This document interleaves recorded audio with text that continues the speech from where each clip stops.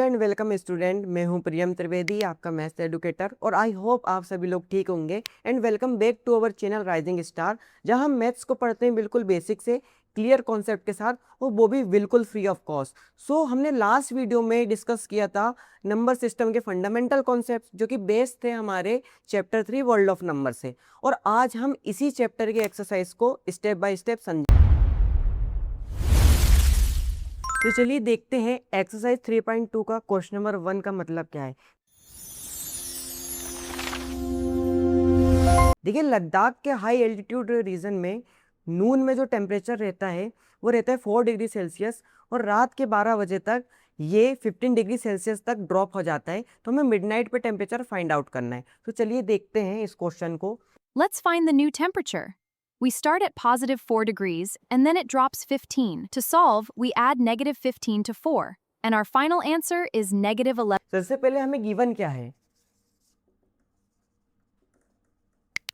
देखिए, हमें नून टेम्परेचर पता है। नून टेम्परेचर हमारे पास है 4 डिग्री सेल्सियस। अब टेम्परेचर ड्रॉप होता है, कितना होता है? 15 डिग्री सेल्सियस। देखिए, अब मैं आपसे एक बात कहना चाहता हूँ, यदि आपके नंबर्स के कॉन्सेप्ट क्लियर नहीं है, टाइप्स ऑफ नंबर क्या होते हैं आपको नहीं पता है, तो आप हमारा लास्ट वीडियो ज़रूर देखें, क्योंकि उससे आपको इस एक्सरसाइज के सॉल्यूशन बहुत ही ईजी लगने लगेंगे। अब देखिए, टेम्परेचर ड्रॉप हुआ है और टेम्परेचर राइज हुआ है। यदि राइज होता तो मुझे इसे पॉजिटिव साइन से रिप्रेजेंट करना पड़ता, पर यहाँ टेम्परेचर ड्रॉप हुआ है तो मैं यहाँ इसके लिए नेगेटिव साइन का यूज़ करूँगा। अब मुझे मिडनाइट टेम्परेचर बताना है।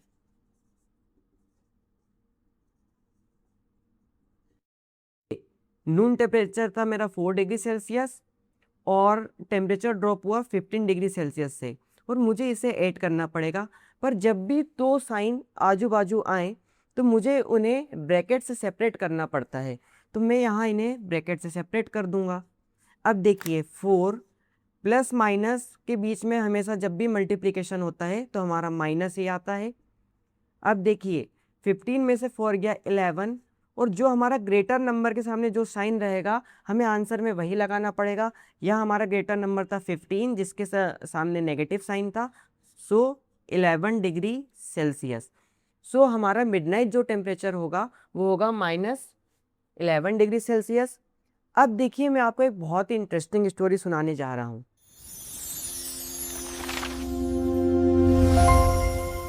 तमिलनाडु के एक छोटे से शहर में एक लड़का था जो क्लास में बैठकर पढ़ रहा था। बाकी सब्जेक्ट में वो एवरेज था, लेकिन मैथ्स में अलग ही लेवल। इस लड़के का नाम था रामानुजन। एक दिन क्लास में टीचर आते और एक प्रॉब्लम सॉल्व करने को देते हैं। बाकी स्टूडेंट्स क्या कर रहे थे? फॉर्मूलाज पढ़ रहे थे, मेथड बाय मेथड स्टेप के थ्रू चल रहे थे। लेकिन रामानुजन ने क्वेश्चन को बहुत ध्यान से देखा, जैसे कि नंबर रामानुजन से बात कर रहे हों। अब देखिए, रामानुजन ने मेथड फॉलो नहीं की, उन्होंने डायरेक्ट आंसर दिया। वो टीचर भी ये देखकर बहुत हैरान थे। How did you solve this difficult problem so easily? It is truly remarkable work. Excellent job. यहाँ से समझो कॉन्सेप्ट क्या है। देखिए, बाकी स्टूडेंट के पास थी मेथड, लेकिन रामानुजन के पास थी अंडरस्टैंडिंग। चलिए, अब मैं स्टोरी को आगे बढ़ाता हूँ। जब रामानुजन बड़े हुए तो उन्होंने बहुत सी किताबें लिखी जिसमें हज़ारों फॉर्मूलाज थे, और कुछ फॉर्मूलाज के तो प्रूफ भी नहीं थे, लेकिन फिर भी वो काम कर रहे थे। ऐसा क्यों? देखिए, रामानुजन ने आंसर याद नहीं किया, उन्होंने नंबर के पैटर्न्स और बिहेवियर को समझा कि नंबर्स कैसे काम करते हैं। आगे चल के रामानुजन ने अपना काम एक बड़े मैथमेटिशियन जीएच हार्डी को भेजा। जब जीएच हार्डी ने उनके काम को देखा तो उन्होंने सोचा कि या तो ये आदमी जीनियस होगा या तो फ्रॉड। पर बाद में जीएच हार्डी ने नोटिस किया कि ये तो आदमी जीनियस है। अब मेरे एक इम्पोर्टेंट बात को याद रखो। देखिए, अगर आपके पास फॉर्मूलाज हैं तो आप जब भी नया पैटर्न का क्वेश्चन आएगा आप कंफ्यूज होंगे, लेकिन जिस स्टूडेंट के पास कॉन्सेप्ट क्लियर है, अंडरस्टैंडिंग है, वो हर क्वेश्चन को बहुत ईजिली सॉल्व कर सकता है। तो देखिए, मैटर ये नहीं है कि आप कितना ज़्यादा मेथड और फॉर्मूलाज फॉलो करते हैं। यहाँ मैटर ये करता है कि आपके कॉन्सेप्ट कितने क्लियर है। रामानुजन इसलिए ग्रेट नहीं बना कि उन्होंने मैथ्स को याद किया, रामानुजन इसलिए ग्रेट बने क्योंकि उन्होंने मैथमेटिक्स में नंबर्स के पैटर्न को समझा, उसके बिहेवियर को समझा, और उन्होंने मैथ्स को महसूस किया, मैथ्स होती क्या है। तो चलिए, अब हम बढ़ते हैं हमारे नेक्स्ट क्वेश्चन पे। क्वेश्चन नंबर, एक स्पाइस ट्रेडर रहता है, वो 850 रुपीज़ का लोन लेता है। नेक्स्ट डे उसे 1200 रुपीज़ का प्रॉफिट होता है, बट 350 रुपीज़ का लॉस हो जाता है। तो हमें उसकी करेंट की फाइनेंशियल कंडीशन फाइंड आउट करनी है। तो चलिए इस क्वेश्चन को हम देखते हैं। Let's calculate these finances. First, we decide the signs for each amount. Next, solve the first two to get 350. Finally, subtract the loss to find our result. देखिए गिवन हमारे पास क्या क्या है। हमें पता है कि स्पाइस ट्रेडर ने लोन लिया है, टुक अ लोन कितने का लिया है उसने, ₹850 का। फिर उसे नेक्स्ट डे प्रॉफिट हुआ और नेक्स्ट डे उसे लॉस हुआ। प्रॉफिट उसे हुआ ₹1200 का, लॉस उसे हुआ ₹450 का। अब देखिए यहाँ इंटीजर्स बहुत काम आने वाले हैं। देखिए जब उसने लोन लिया तो उसके ऊपर कर्ज है, और कर्ज को हम किससे रिप्रेजेंट करेंगे, नेगेटिव इंटीजर से।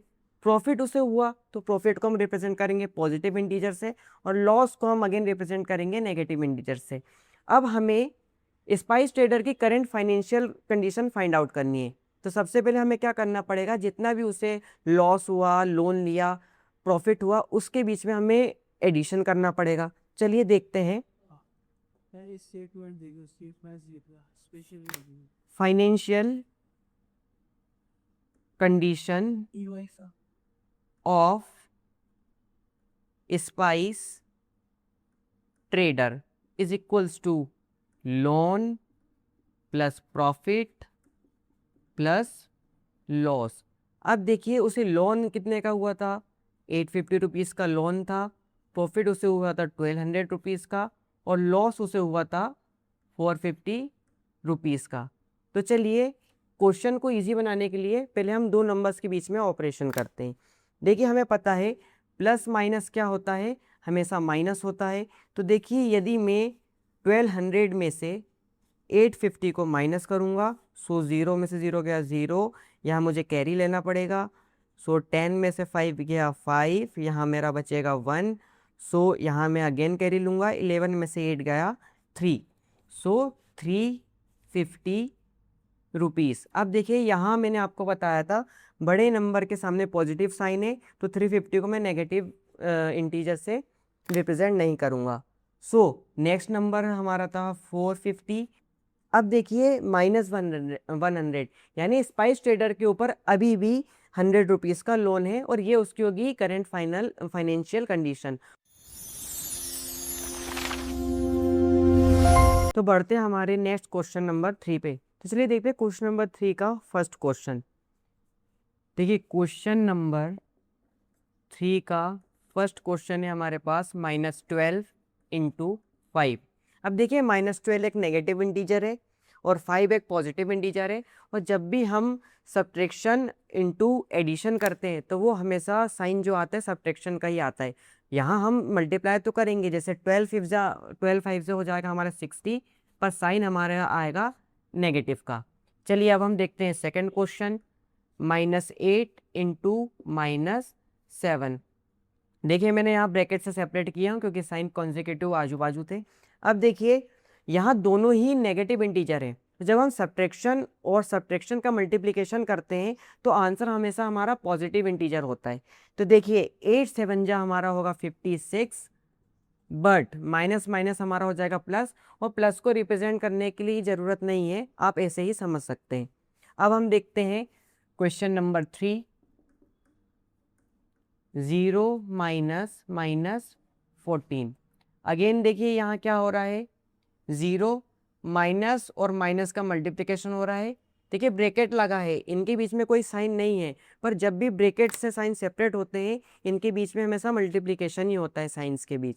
तो देखिए माइनस माइनस हमारा हो जाएगा प्लस, सो 0 + 14 = 14। और अब हम देखते हैं क्वेश्चन नंबर 3 का लास्ट क्वेश्चन, क्वेश्चन नंबर 4, 20 / 4। देखिए मैं इसको ऐसे भी लिख सकता हूँ -20/4 फ्रैक्शन के फॉर्म में। सो 4 5 होता है 20, बट हमारा आंसर नेगेटिव में आएगा क्योंकि हमारा एक नंबर नेगेटिव था। अब देखिए बढ़ते हमारे नेक्स्ट क्वेश्चन में, क्वेश्चन नंबर 4 में। देखिए क्वेश्चन नंबर 4 हमसे क्या कहना चाह रहा है, और ये बहुत ही इंपॉर्टेंट कॉन्सेप्ट है कि जब हम किसी नेगेटिव इंटीजर्स को किसी भी नंबर से सब्ट्रैक्ट करते हैं तो वो हमेशा एडिशन के ही सिमिलर क्यों हो जाता है। मैं आपको यहाँ 2 इक्वेशन का एग्जाम्पल लेके समझाता हूँ। देखिए यहाँ मैं एक इक्वेशन लेता हूँ 10 + 5, सेकेंड इक्वेशन में लेता हूँ 10 - -5। तो ये 10 + 5 तो 15 होगा। ओके, यहाँ हुआ 10, माइनस और माइनस का मल्टीप्लिकेशन हुआ तो सो ये एडिशन हो जाएगा। 5 10 + 5 हुआ 15।